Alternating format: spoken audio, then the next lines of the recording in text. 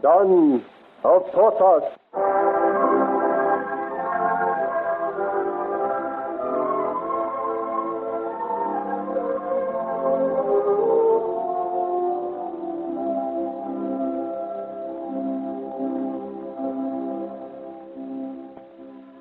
Despite the mystery with which he has been removed from the Bastille and the ceremony with which he has been treated, Joel still believes that he is to be executed. Esteban has told him that the ceremony is to take place in the morning in the presence of King Louis, Queen Maria Theresa, and the full court. Now, dressed in the fine velvet and lace provided by Esteban, his soft gray hat with its sweeping plume of scarlet feather in his hand, Joel has followed the Spaniard across the corridor. Here he is to meet the master, the man behind all this mystery and elaborate preparation. He stands with a beating heart, waiting. The door is opened. He is announced, the Chevalier de Los Maria. Let the boy enter. No. It cannot be. Come in, boy. You may leave us, Esteban. He seems amazed. He could but stand and stare. He did not recognize you in the darkness last night, Boy Laurier. But there is nothing wrong with his eyes or his memory this morning. The Chevalier Chablais, as I live. Let me have a closer look. It is really you. Yes, it is I, and more besides. You are the governor of this prison? No, monsieur. Though I kept the mask on during my journey from Nantes to Paris, here at Saint-Germain, there is no need for me to deceive you. I am the Duke of Almada, the ambassador of His Majesty, the King of Spain. Duke of Almada? Spanish ambassador? Truly, my thoughts are buzzing about my head like fledglings in a nest. Am I in my senses or the dupe of a dream? My dear young friend, I assure you there is nothing wrong with your senses at all. In some ways, you show remarkably good sense. Bois Laurier, go you now and order breakfast while I talk with this young man. At once, my lord. He's ready immediately to be brought in. He is a gem.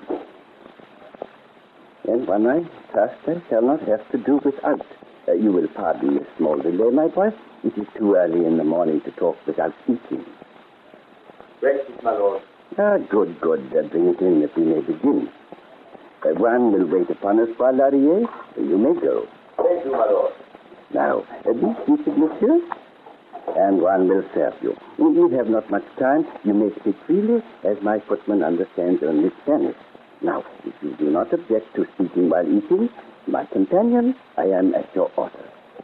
Then tell me, my lord, where am I? You are in my house, or I should say the house of my good friend who brought you here last night and who has just provided this excellent meal. Then I am not in prison. Dear boy, have you been treated as a prisoner? Apart, of course, from being locked in your room last night, that was a necessary precaution. You might have run away. You are in Bois Laurier's house, near the church and opposite the palace. But I have been in prison these last weeks, in the Bastille. True, very true. It was only yesterday that His Majesty signed the order for your release. He has much on his mind, His Majesty. It always takes time for him to do anything. His Majesty signed the order. Himself? None other. He restores you to the world and gives you entire freedom.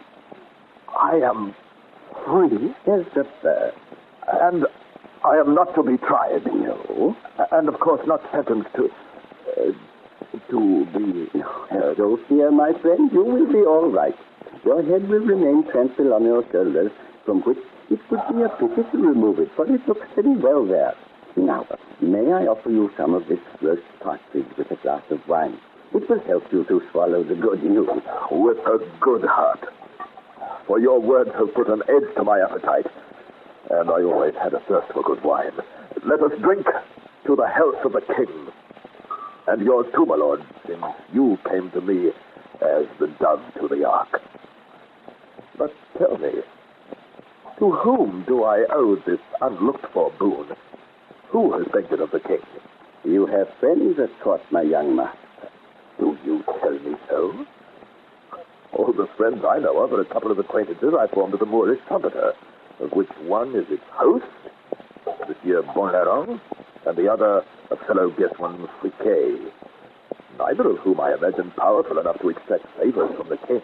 My son of Brittany, you are ungrateful and blind, for you look afar for what is close by you. Oh, you are right. I am a fool.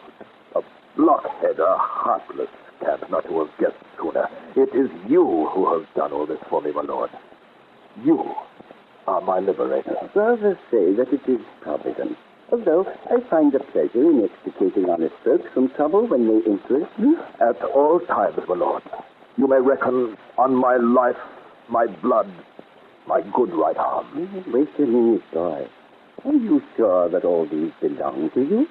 Did you not give them to the woman you love?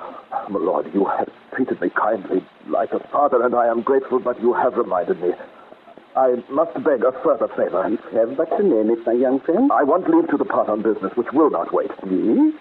Before we finish breakfast? Now that I have thought, I am no longer hungry or thirsty. What a mad brain you are, boy. If you forget the ceremony which is fixed for noon. What ceremony? That for which Laurier brought you from the Bastille. For mercy's sake, my lord, answer me. I do not understand you. What ceremony do you speak of? For what ceremony would you don a wedding suit, friend, if not for your own wedding? My wedding? But I have no wish to be married. The king's will must never be disputed. Is it the king, then, who commands me to marry? It is his wish. But why? Why does the king meddle with my private affairs? He does not know me. He has never seen me. Chevalier, the king knows all noblemen. Granting that, why should he want me married? Simply because all ladies of the palace establishment are bound to be married.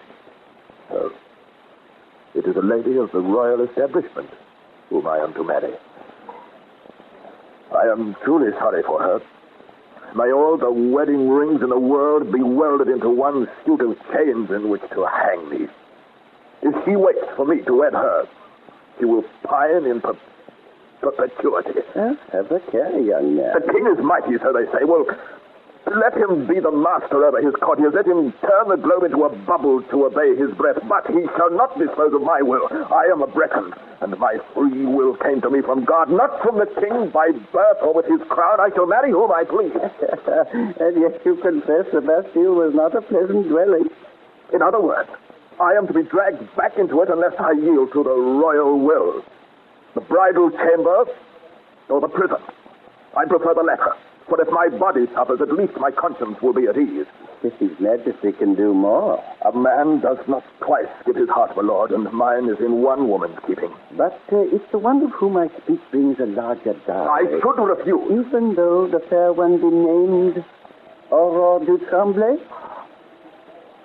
What? It is Mademoiselle du Tremblay who is offered to you for your bride. Would you refuse her? Oh, heaven defend me. Aurore. Do you love her as she deserves to be loved? Do I love her? My lord, she is my life. Come over here to the window.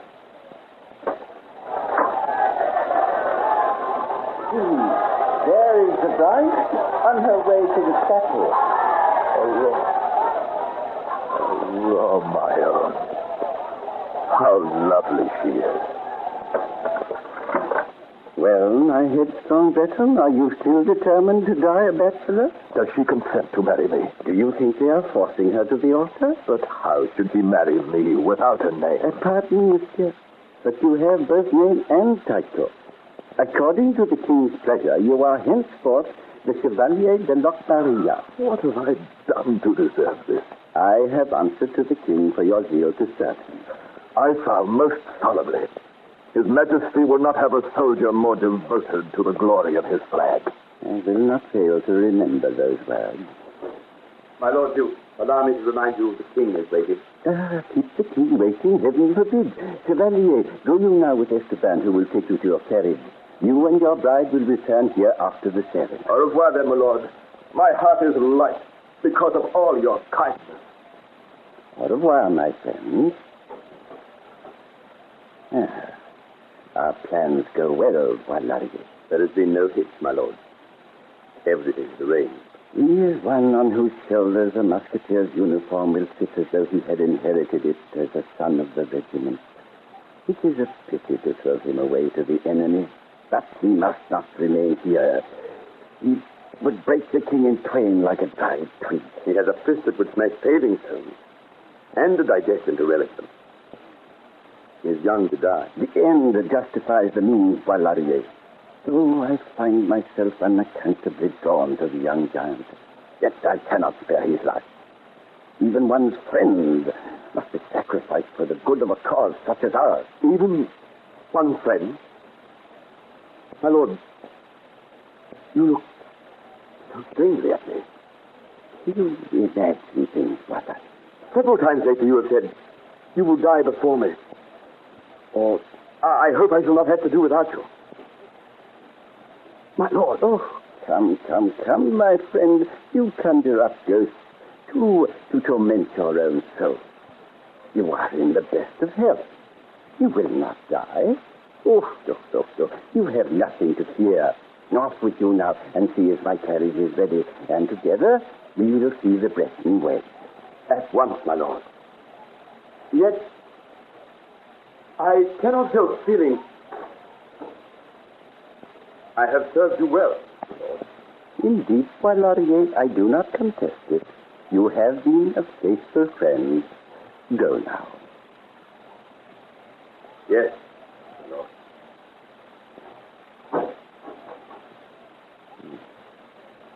You have nothing to fear, Boilarier. Yet.